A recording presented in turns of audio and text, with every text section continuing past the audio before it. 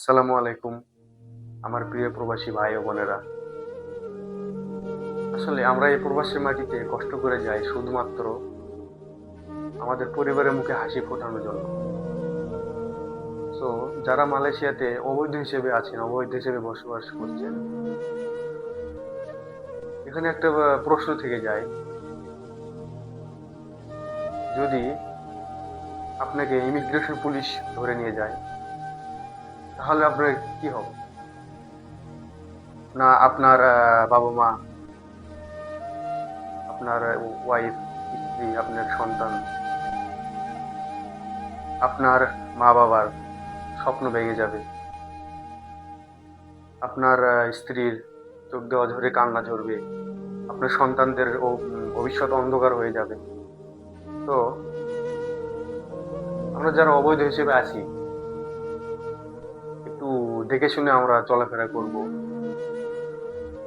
একটা ভুল সিদ্ধান্তে আমাদের জীবনটা পুরো এলোমেলো করে দিতে পারে।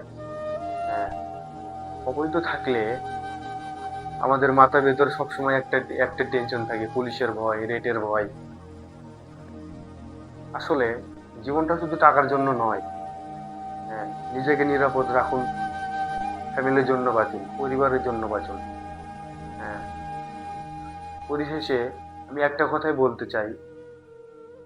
আসলে এই কথাগুলো যে আমি বললাম, এই কথাগুলো কিন্তু আপনাদের ভয় দেখানোর জন্য নয়। হ্যাঁ, ভয় দেখানোর জন্য আমি বলি নাই।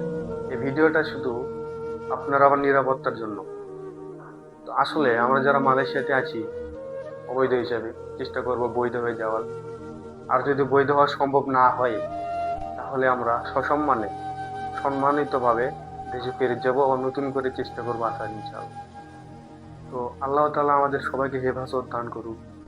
আমরা যেন প্রবাসী মাটিতে পরিবারের কারণে, পরিবারের জন্য শান্তিপূর্ণভাবে থাকতে পারি। হ্যাঁ, সো আমার এই ভিডিওটা প্রবাসীদের কাছে শেয়ার করবেন, যাতে আমার এই ভিডিওটা দেখে তারা উপকৃত হয়।